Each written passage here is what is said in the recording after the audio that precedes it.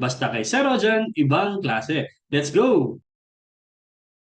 Okay, welcome ulit sa ating klase. Ang pag-uusapan naman natin ngayon ay tungkol sa process costing. Ano nga ba ang process costing at paano nga ba ito ginagawa? Tsaka meron bang iba't ibang methods under ng process costing? Okay, sige, start tayo. So, ang mga companies, pumipili sila ng product costing system base sa nature ng kanilang products na minamanufacture. So, yung mga companies na gumagawa ng products na depende sa customer specifications, ang tawag natin doon is job order costing system. So, yun yung dati natin na pag-usapan. Tapos, meron din naman mga companies na gumagawa ng products in a continuous flow uh, na identical, basically, yung kanilang ginagawang units. Tapos, usually, they are produced in process. So, ang tawag naman natin doon is process costing. So, again, yung ating mga costing system depends on based on the nature of products manufactured. So again, si company, pipili sila ng kanilang product costing system or yung cost of accumulation system depende kung ano yung nature ng products na kanilang minamanufacture. Manufactured. Ayan. So, meron tayong dalawang costing system nga. Yun yung job order and process costing. Job order costing system, process costing system. Ngayon, as I've said kanina, itong mga companies na nagmamanufacture ng products that are distinct depende sa kanilang customer specification. So, conform to distinct customer specification. Ibig sabihin, hindi paulit-ulit, no? Minsan kasi iba-ibang gusto ng customer. So, iba-iba rin ang ginagawa natin. And usually, they are limited in quantities. They are made in limited quantities. So, made in limited quantities. Kasi nga, depende lang naman sa order ng customer kung ilan ang ipapagawa niya sa'yo. Okay? Yun yung job order costing. Si process costing, ito yung mga companies na, may mga companies na gumagamit ng process costing kapag nagmamanufacture sila ng products in a continuous flow. In a continuous flow, usually in batches, in process or in batches. Tapos yung kanilang units are all identical, basically. Identical. So, hindi ka nagko-conform or hindi ka nakadepende sa customer specification. Ang process costing is you are manufacturing products in a continuous flow process or in batches. Tapos yung output or yung units are basically identical. So, example niyan, halimbawa ay mga ah, bricks, no? Kandila, papel, yan, yung mga kadalasang nabibili natin sa mga bookstores, yan. So they are process costing method ng ginagamit. Pero kapag job order, iba-iba yung ginagawa ni company, depende sa customer specification. Pero pareha silang nag-accumulate ng cost. So both of the costing system accumulate costs by cost component, no? Sa bawat production department. Kaya lang, magkaiba sila kung paano sila nag-a-assign ng cost sa output. Okay?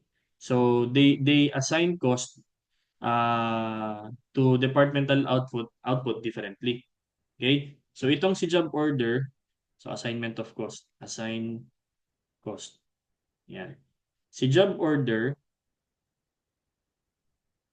ina-assign niya yung kanyang cost to specific jobs. So cost is assigned to specific jobs. Specific jobs. And if possible, dun sa mga units contained within each job. Si process costing naman, hindi siya nag-a-assign ng cost sa jobs kasi wala naman siyang jobs. But rather, gumagamit siya ng averaging method. Uses an averaging method or technique. averaging technique. Yan. Or technique. Yan. Para mai-assign niya yung cost sa units na na-produce during the period. Okay? Again si process costing gumagamit siya ng averaging technique para makapag-assign ng costs sa units na na-produce during the period. Pero pareha sila, yung unit cost nata-transfer from departments to departments habang nagkakaroon ng progress sa production. So halimbawa, Department 1, Department 2, Department 3 until sa mapunta siya sa finished goods. So parehas namang nata-transfer yung unit cost from departments as good flow from one department to the next para makuha yung total production cost na na-accumulate. Okay?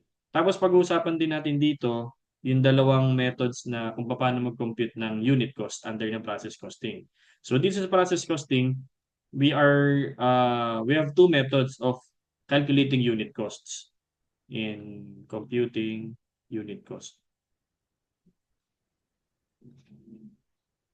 So again, process costing uses an averaging technique in computing unit cost. Yun nga lang, may dalawang method. So yung dalawang method ng process costing in calculating the unit cost is weighted average, and the other one is FIFO or first in, first out. Yan. So magkaiba sila, no? Ang pinagkaiba lang naman nila pinagkaiba nila is kung paano nila tinitreat yung beginning work in process. So they differ in the treatment of beginning work in process. So kung walang beginning work in process, basically kahit magkaibang method, pares lang yung mako-compute nating unit cost diyan kasi wala tayong beginning work in process. So nagkakaiba sila dahil meron tayong beginning work in process. So kapag na-compute na yung unit cost, um, yung total cost, yun nga yung total cost under ng process costing is ito transfer i-assign papunta sa transferred out tapos tsaka dun sa ending work in process. So yung total cost under ng process costing, okay? The total cost accumulated under ng process costing will then be assigned number one, papunta sa transferred out units,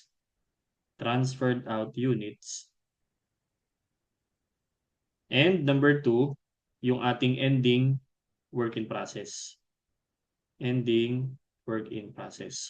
So kung magkano na-accumulate mong cost for the period, i-assign mo yan dun sa mga goods na natapos ni department, tapos papunta sa kabilang department, and then yung hindi na mga natapos na units na tinatawag nating ending work in process. So yung process of how we do it, papakita natin yan, no? In a while. So basta ito yung concept ng process costing. As the process go, no, yung cost nag-accumulate, then yung cost i-assign mo sa mga units transferred out, tapos sa mga units under ng ending work in process. Okay? So, ngayon, yung pag-assign ng costs sa mga units, nagre-require nga, sabi natin, ng averaging process under ng process costing. So, ang actual unit cost, para ma-compute mo yung unit cost niya, i-divide mo yung departmental cost by the departmental quantity na na-produce. So, parang ganito lang siya yung sa unit cost under ng process costing.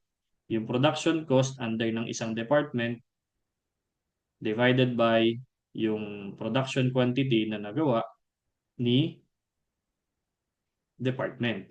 Okay? Kung magkano yung nagastos ni department divided by yung magkano yung nagawa niya or ilan yung nagawa niyang units sa kanyang department during the period.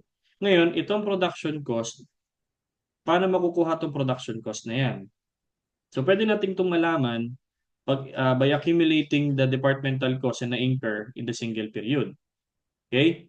So, halimbawa, merong si Department 1 or si Assembly or si Cutting, meron siyang sariling direct materials, direct labor, tsaka factory overhead.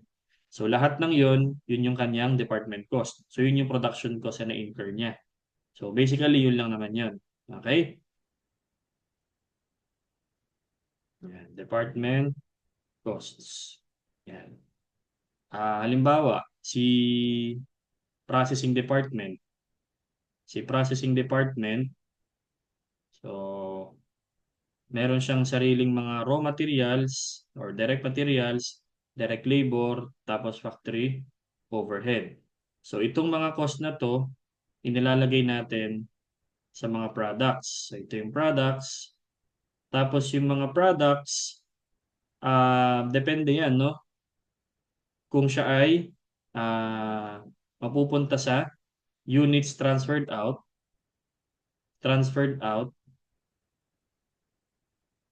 and ah, ending work in process.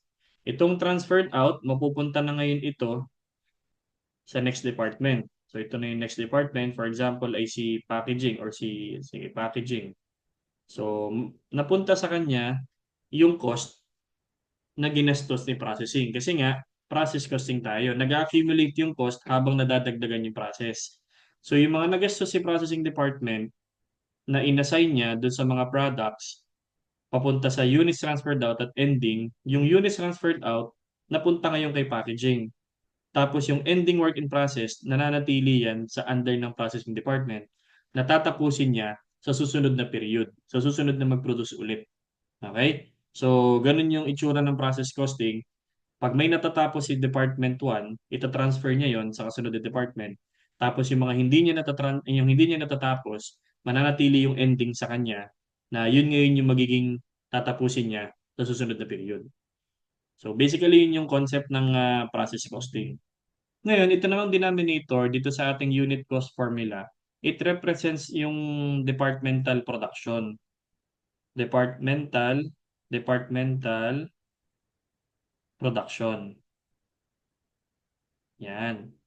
So kapag lahat ng unit sinimulan mo during this period ay 100% complete at the end of the period, simula halimbawa ngayong November, lahat ay sinimulan mo ngayong November, tapos lahat natapos mo din, natapos yung department na yan. Yung lahat ng natapos mo or nagawa mo, yun na yung gagamitin mong denominator. Okay? So again if lahat ng units during the period ay 100% complete at the end of the period, yung units gagamitin natin siya or can be counted as denominator. However, hindi madalas nangyayari na kung ano yung sinimulan mo lahat, tapos din agad. So, meron kasing partially completed units, okay, na naiiwan na pupunta dito sa ending. Yung mga 100% complete, ito na yung magiging part ng transferred out. So, yung cost ng 100% complete, nandun sa transferred out. Ito namang mga ending, yan yung mga partially complete. Okay? Yan. So, magiging beginning inventory naman yan, beginning work in process, sa susunod na period. Let's say December. Ngayon kasi November eh. Huwag kayong malilito dun sa part na iba yung next period sa next department. Yung next department, yung kasunod na pupuntahan ng units. Yung next period, yung kasunod na oras or panahon kung kailan ka ulit mag-produce. In this case ay December or kaya naman, yun, yung kasunod na period na after ng current month. Okay? Ayan. So, si process costing, ina-assign niya yung costs sa fully completed at saka partially completed by using equivalent units. So, meron tayong tinatawag na equivalent units. Yan. Ito, mahalagang concept ito ng process costing. So, again si process costing, i-assign niya yung kanyang cost accumulated sa department papunta dun sa mga fully completed or 100% complete at sa partially completed or yung mga nasa ending work in process gamit ang tinatawag nating equivalent units. Okay? Ano ba tong mga equivalent units na to? Yan. So yung mga units sa beginning work in process na sinimulan last period, magiging completed na yan during this period or during the current period. Itong two-period production sequence, ibig sabihin, may mga cost ng units in beginning inventory na na-incur last period, tapos dadagdagan natin yung cost niya kasi ngayon siya tatapusin. Additionally, yung partially completed units sa ending work in process na sinimulan natin ngayon, matatapos yan next period. So, dun mapupunta yung cost niya, no? As finished, as 100%. Therefore, mayroong mga current period cost na naka-attach sa ending work in process, and more costs will be incurred sa next period.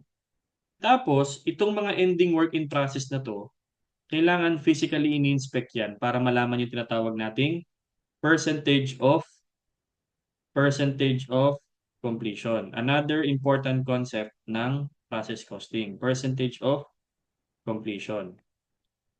Ito kasi 100% complete. Kaya lang ito, ending work in process siya, pero how many percent complete na siya? Kasi halimbawa, tapos na siya sa materials, pero hindi pa siya tapos sa labor and overhead kasi hindi pa nga nagagawa ng maayos pa. So, 100% na sa materials, pero sa labor and overhead, hindi pa 100%. So, we need to inspect the ending work in process inventory physically para malaman yung percentage of completion for direct materials, direct labor, and overhead for the current period. Okay? Yan. Ngayon, ano naman itong equivalent units? Okay? So, magbago tayo ng slide. So, ano nga ba ulit ang ibig sabihin ng equivalent units of production? Equivalent units of production. Or, in short, EUP. Alam niyo, sa concept sa process costing, ginagamit natin itong concept ng EUP. Pero ano bang ibig sabihin nito? Ang ibig sabihin ng EUP or equivalent units of production, ito yung approximate number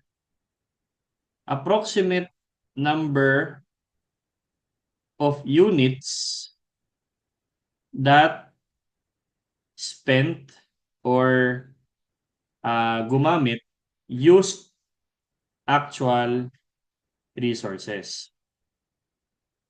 Okay? So, it doesn't necessarily have to be those units na natapos.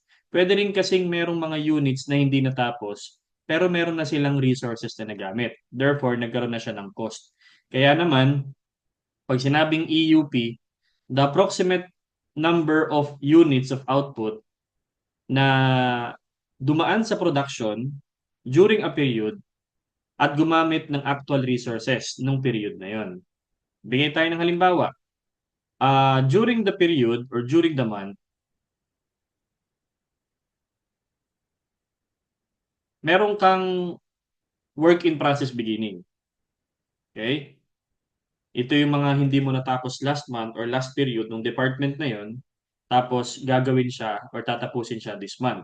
Same department, different periods. Last period, ending siya. This period, beginning siya. So ngayon siya tatapusin. Halimbawa, meron tayong mga resources or manufacturing cost kagaya ng direct materials at saka conversion cost. Okay? Conversion cost. Pinagsamang direct labor at saka overhead. During the period, meron kang natitirang 10,000 na hindi pa tapos. Now, pag sinabing hindi pa tapos, pwedeng in terms of raw materials, hindi pa siya 100% nalalagyan lahat. In terms of conversion cost, hindi pa siya nalalagyan lahat. So, 10,000 pa yung units na either or both hindi pa kumpleto sa materials, hindi pa kumpleto sa conversion. Tapos, bukod dyan sa mga hindi natapos last month, meron ka pang sisimulan ulit na another 200,000 units. Okay? So, ang total units or quantity na dadaan ngayon sa production sa department na yon is 210,000. Okay? So, ito yung quantity to be accounted. Yan dapat yung dadaan sa department na yan during the period. Now, nung dumaan na yung period, let's say at the end of the month, kailangan na nating i-account itong 200.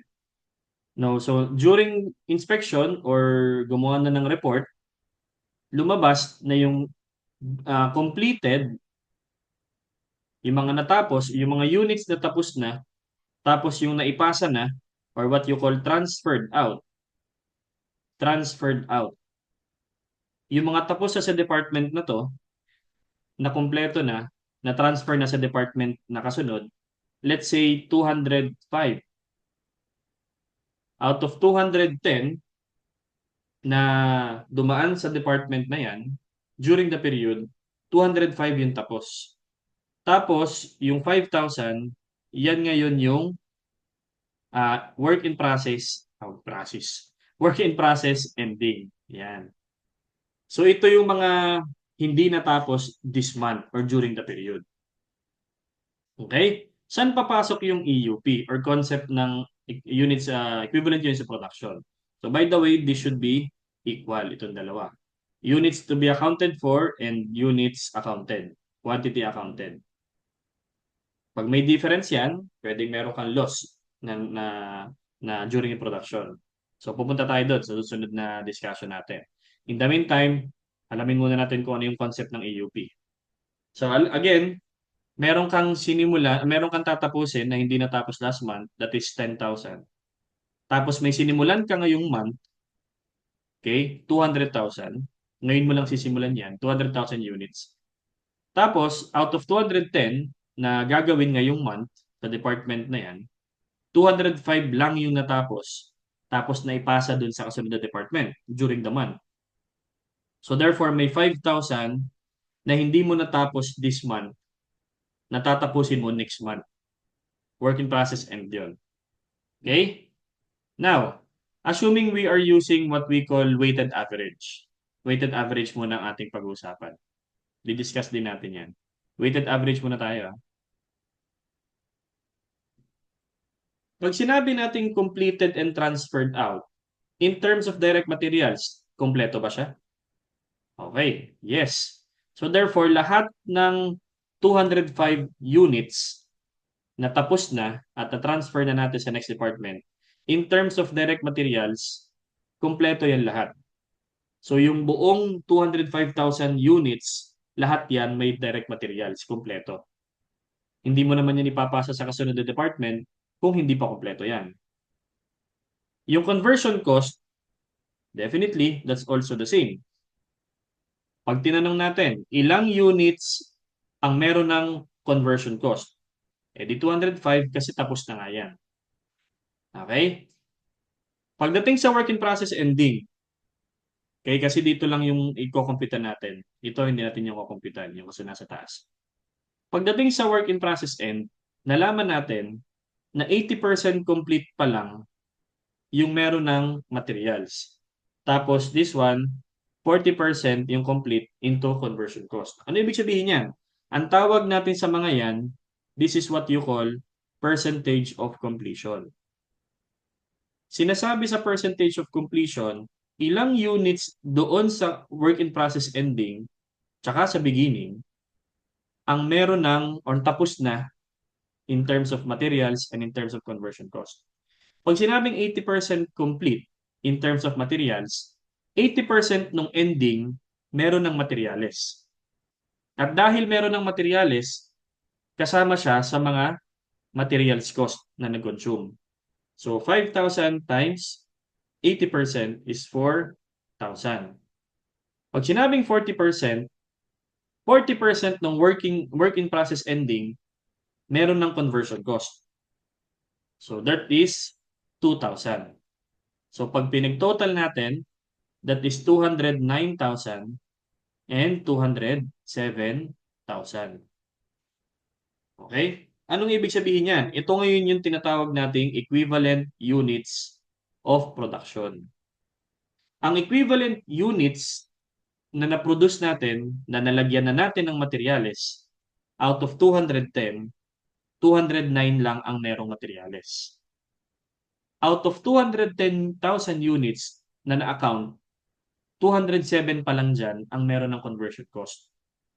Okay? Yung 205 na tapos na, tapos yung 2,000 na ending. Sila pa lang ang merong conversion cost.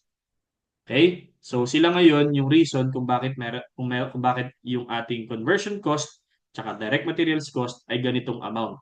Dahil sila yung nalagyan na natin ng materials at conversion. Okay? So mahalaga itong EUP para ma-determine natin kung magkano yung cost of transferred out, magkano ngayon to. Ang tanong natin, kung 205 yung na-transfer, magkano yung cost niyan? Kasi units yan eh. Kung 5,000 yung ating ending units, magkano yan? Kasi yun yung i-report natin sa ating balance sheet. Okay? Magkano yung cost niyan? So sa pamamagitan ng EUP, kaya nating sagutin yung tanong, how much is the cost of your completed and transferred out and how much is the cost of your work in process ending. Okay? So yun yung concept ng EUP. Ilang equivalent of units ang nalagyan na natin ng materyales, ilang equivalent units ang meron na tayong conversion cost.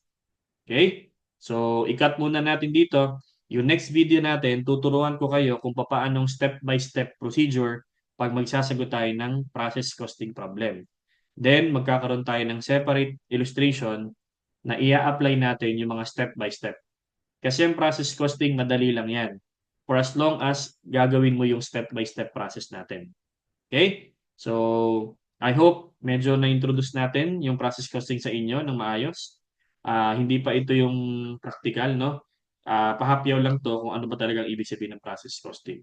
Okay? So, yun lang muna at tuloy nyo lang yung inyong pagsisikap at ingat kayo palagi. Bye-bye!